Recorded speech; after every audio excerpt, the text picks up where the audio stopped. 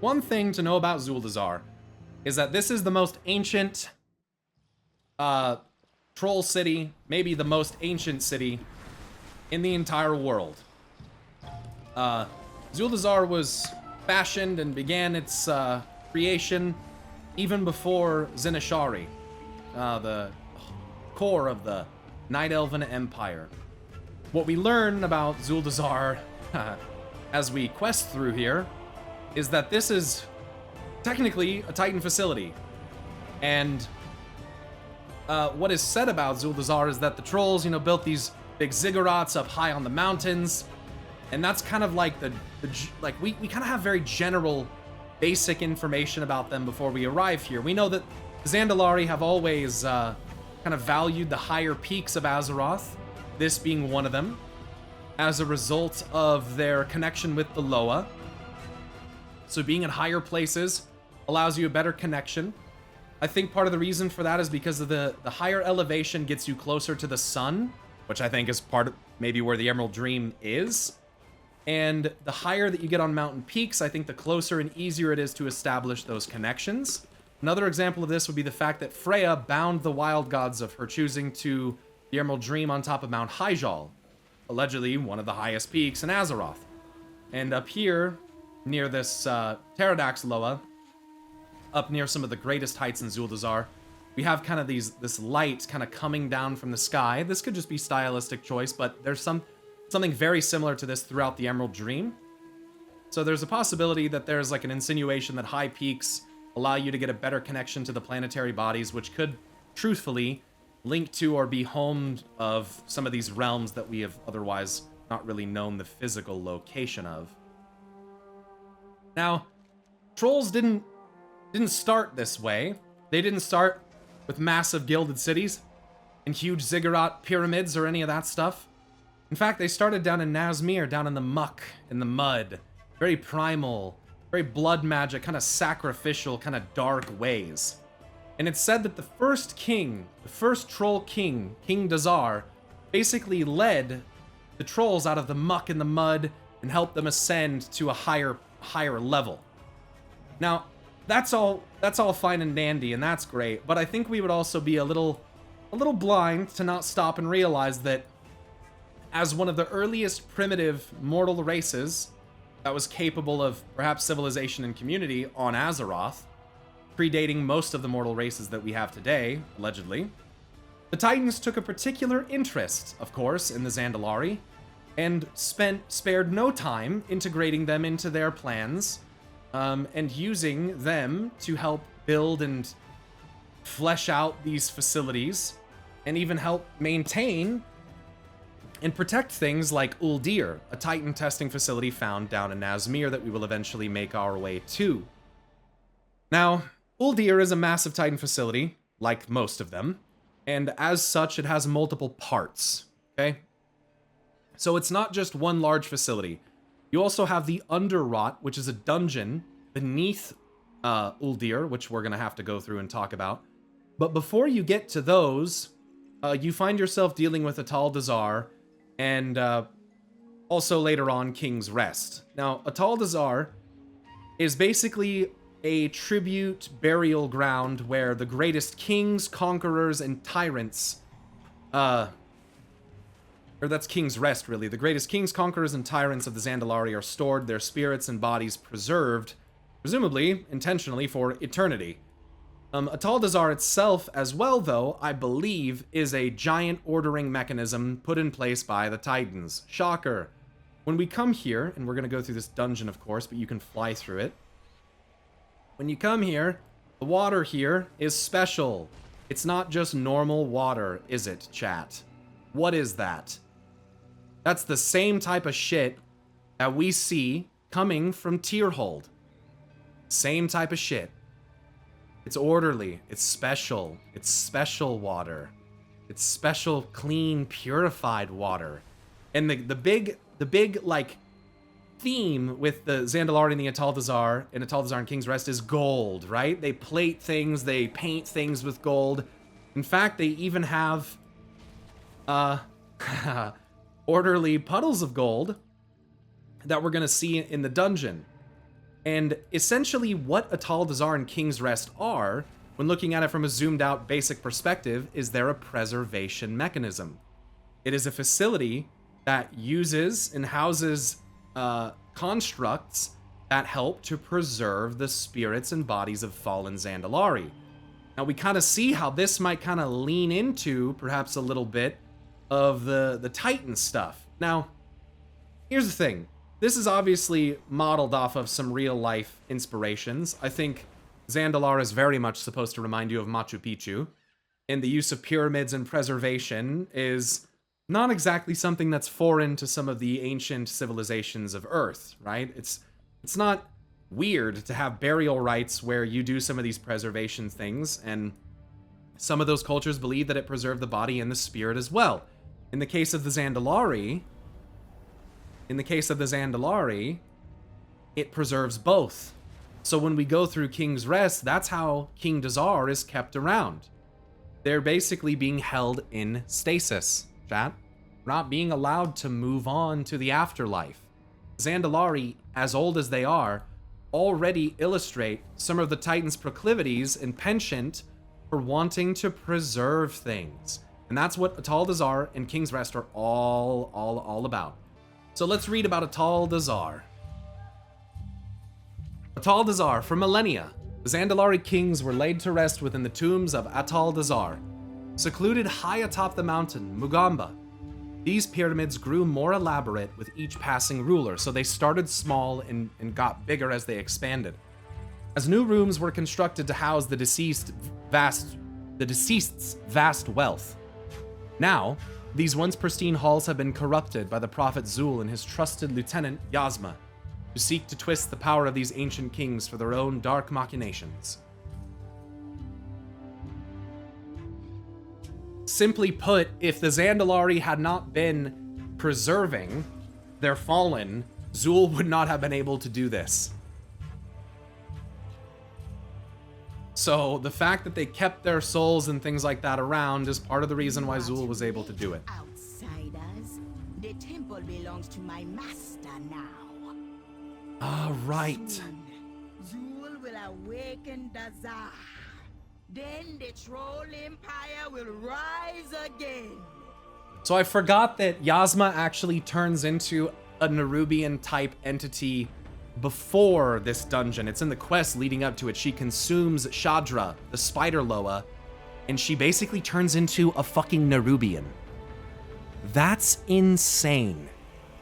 That to me shows a very primal link between like ancient Loa nature spirits and ancient mortals and Nerubians and those types of things. Thinking about the Tol'vir, listen, if Yasma can be a spider Loa thing, then the Tol'vir in their fleshy forms, which basically show them as like mortals that take the form of like a tiger. This could be the result of some ancient mortal civilization connection to Loa, something along those lines.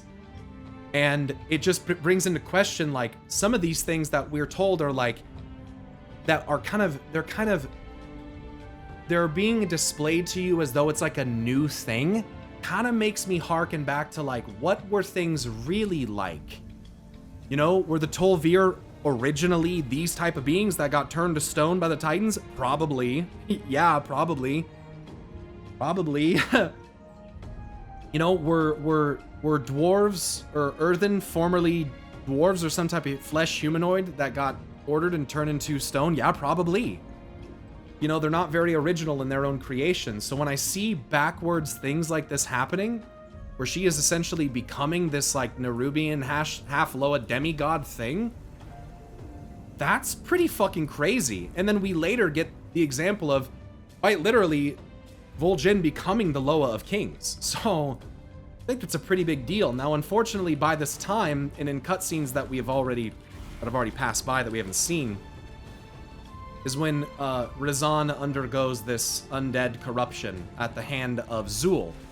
Now, one thing I want to point out about G'huun that is very alarming is that while G'huun, and we're going to learn this, spreads a plague of rot and decay, G'huun's plague does not kill you. Gahun's plague turns you into a shambling undead. So it's basically a curse of undeath fashioned through blood experiments by the Titans and their keepers. So by the time we get to Razan, as you see here, he's all skeletal and not looking so good. So we read about Razan. Once a Loa of the Atal'dazar kings, he had his soul torn from his body during a ritual. Now only a twisted husk remains, bent on devouring anyone who enters his hunting grounds. So for those who don't know, we learn later in Shadowlands that after this happens to Razan, his spirit, his soul actually goes to the Maw. Now, by the time that we get to him in the Maw with the Urn of Vol'jin, I believe we have the urn at this time. Maybe perhaps Vol'jin's already returned by this time, I can't remember, but we find Razan, and instead of succumbing to his ultimate fate, he infuses the last remaining bit of his Loa power into Vol'jin, and that's how Vol'jin becomes the Loa of Kings. That has not really resulted in anything yet, if I'm not mistaken. That's like a thing that's happened, but hasn't really led anywhere. Razan was a powerful Loa. Perhaps you will make a worthy sacrifice for Zul. Trolls did that a long time ago in Northrend, but it's still strange they can do this. I don't think it's even necessarily that strange. Like, we know that beings of different power stations can ascend to become different beings. We've seen mortals become Loa. You know, we've seen these things occur, and I think that that's kind of proof enough that conceptually that can continue to occur. There's nothing that stops that from happening. But mortal beings ascending to become eternal beings is also not something that we would want to happen on a planetary scale, because if we all immediately became eternal, that would be not good.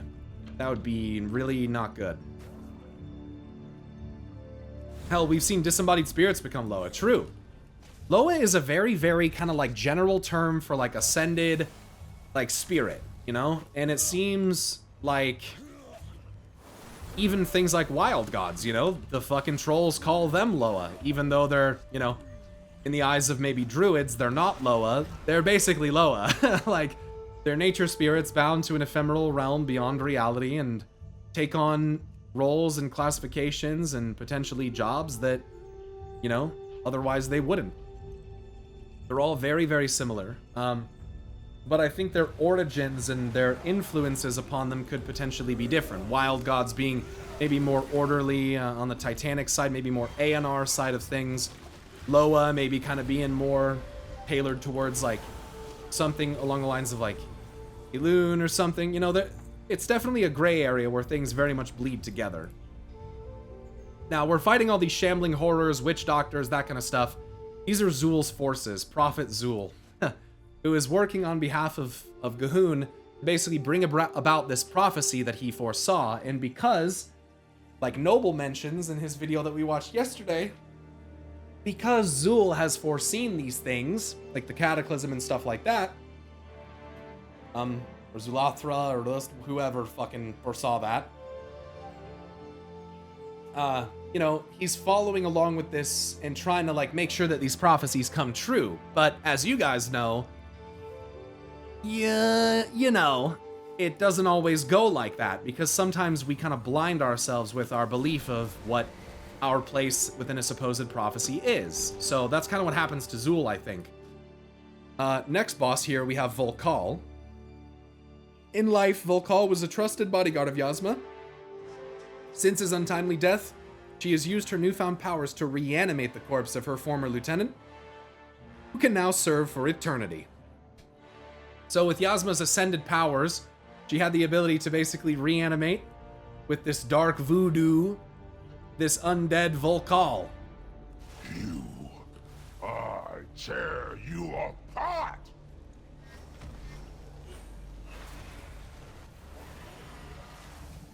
You have to take out the reanimation totems.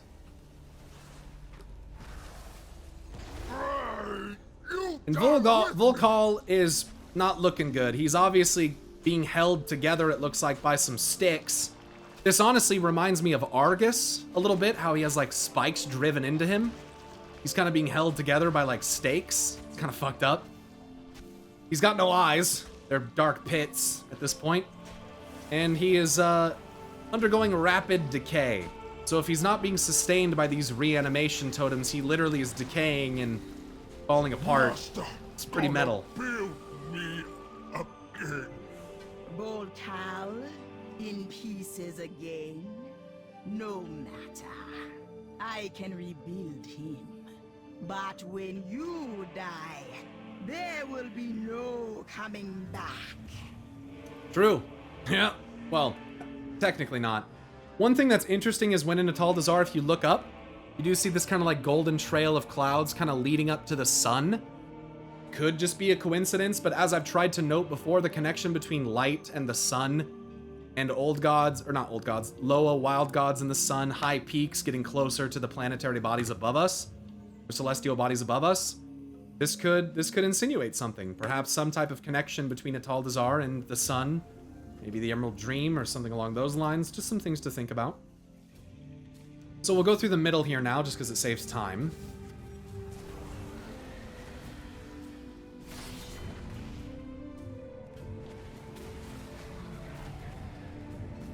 And we're going to go over to the priestess that is devoted to preserving Atal'dazar and making sure that the things within it, you know, don't fall to corruption and all that noble stuff.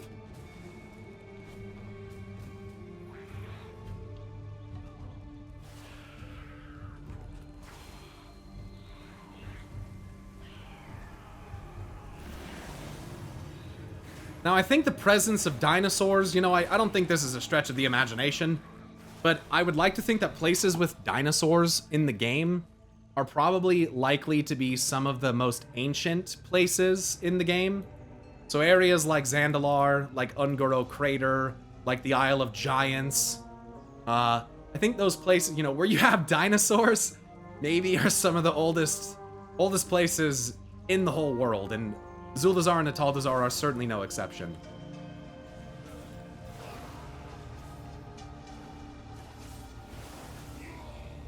So over here, I don't know if you guys know this. At this point, you guys realize I'm no longer fighting the servants of Zul.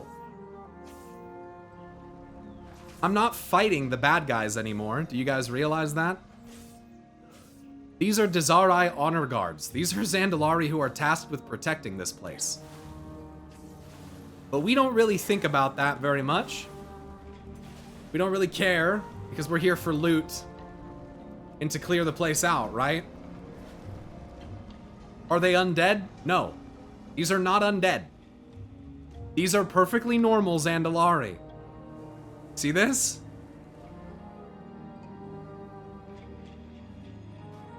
But what it says, let's read the dungeon journal.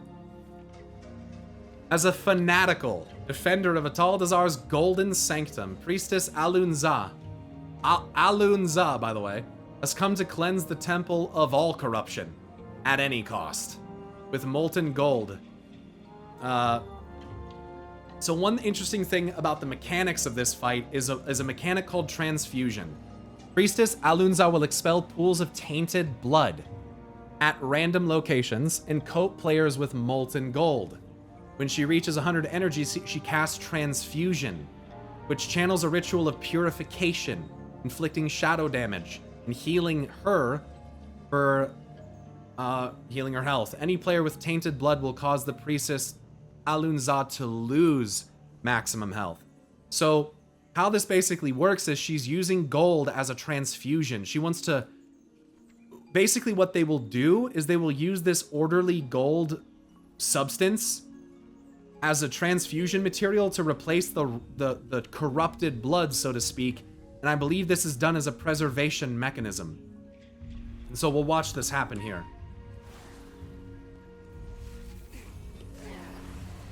Gilded Priestess, here we see them channeling into these pools. And the fact that they're priestesses, you know, really makes me think like light, order type of thing, you know, very Titanic influence, even if subtle. Even if subtle. And if we look at Priestess Alunza, she's covered in gold. She's basically almost replaced herself with gold. And I'm not so sure that this is just paint that's been put on her. I think that this might literally be a little bit of a transformation through order into what she is, you know? So let's hear what she says. Outsiders, what'd she say? You came for the gold, but you will leave behind your bones. Right. So we're gonna let her do some of her mechanics. My claws will find your heart. And so the blood comes out. Molten gold goes on us. And her intent is to transfuse the molten... You do not belong here. You'll see. See, she's then transfusing it, healing herself. So she's taking this golden orderly liquid, putting it on you. Seemingly through her claws, she's bleeding you out. So this corrupted blood, I think, is your blood. My claws will find See? your heart. Gilded claws. She rends you with her claws. That's... Oh, actually, it looks like the corrupted blood is coming out of this well. So that's not a good look. Basically, it looks like they're just ordering blood, turning it into gold, and hoping that that's gonna work. See this? So what we do is we stand in this tainted blood. That way, when she transfuses, it hurts her. They tell the narrative that they kind of can express through fight mechanics, I think, is fucking awesome. It's one of my favorite things about World of Warcraft. Moon Silver, Soul Sun, Gold Body. Where's the corrupted blood coming from? Well, it looks like without her priestesses channeling on these, perhaps this corruption, maybe it stagnates. Maybe if left unattended, this golden orderly liquid is truly this tainted, corrupted blood underneath. Just a thought, just something to think about. Maybe the two substances are more closely related than you realize. Because otherwise we're assuming that one is just kind of like this foreign substance that we don't really know where it came from, right? So I think the implication more than anything here is that the gold and the tainted blood are actually the same thing. One of them is being influenced by the powers of light and order. Must be cleansed. The pools My must be thanks for killing cleansed. the priestess. You have only succeeded in strengthening my hold on the temple. Yeah. So by stopping the priestess from ordering these pools, this literally helps Yasma and Zul gain a better hold over the place, because now I think the influence of the blood is more potent. It's not being controlled or managed anymore. And I think that's a pretty important aspect of what Atal'dazar is doing. This is up on the shimmering pinnacle, by the way. So if we head back this way towards Yasma, now we can finally confront her at the entrance to King's Rest. Now, thematically, you'll notice that, you know, there's a big skull with the big headpiece. When I first saw this, my little teeny brain went, oh my god, it looks so much like Argus. And I wanted so badly to tie the blue and gold themes of Argus to the trolls. You made it farther than I thought. Thanks, Dad Tax. But Appreciate I will that. still be drinking your blood. So her intent is to consume our blood because it gives her power. Yikes. Starts sending creepy spiders down at us. And so, but this is modeled off of Dazar, the first Troll King. And you'll see that when we get to him. It's pretty clearly modeled off of him. Here's some stuff that's like pretty similar to cuneiform that we've talked about, but a little more, maybe a little more developed language. Let's look at Yasma's spellbook and her dungeon journal. Having consumed the might of Shadra the Spider Loa, Yasma's tasked with holding the sacred temple of Atal'dazar for her master, the prophet Zul. Upon reaching 100 energy, she calls forth the souls of players affected with Soul Rend, which rips a piece of the target's soul free, creating a soul spawn at the target's location. Pretty interesting. Echoes of Shadra and Skewer. And then looking at her model, she's definitely a hybrid between like the mortal race that is a troll and a Nerubian.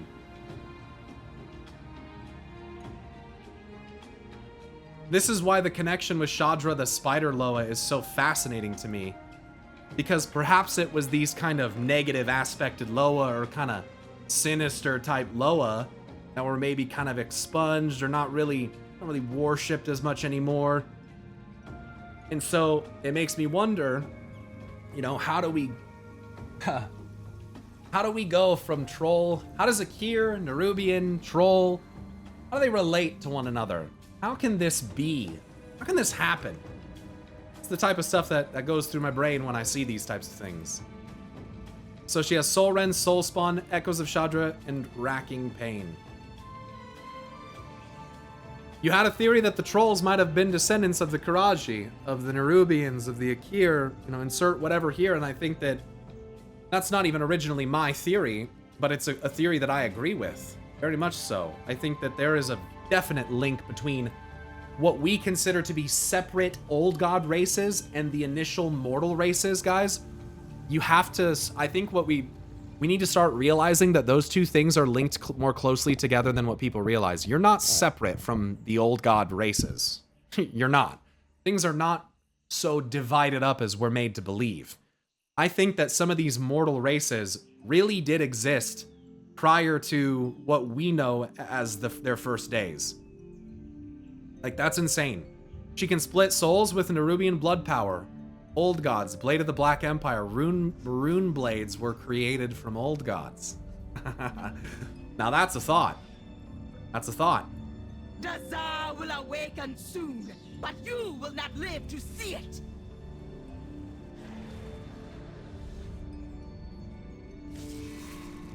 Let your soul be shattered.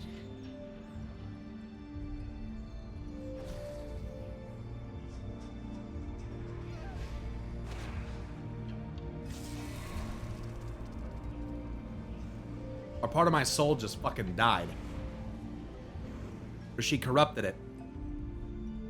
Almost looks like Shadow Flame on you. When she puts racking pain on you. Almost looks like a Shadow Flame effect. Let's see this again. When you stand in this, shadowy remains. Shadow, shadow, shadow. Not void. Shadow. I will tear your soul apart.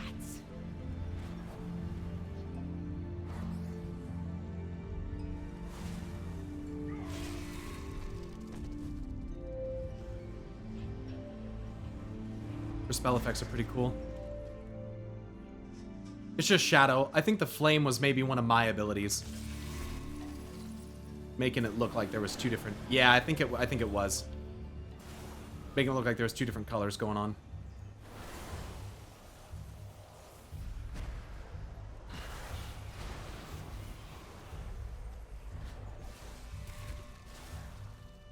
I will tear your soul apart. Fools. Zul will rip your spirits apart. She crinkles up like a dead spider too. So that's Atal'dazar.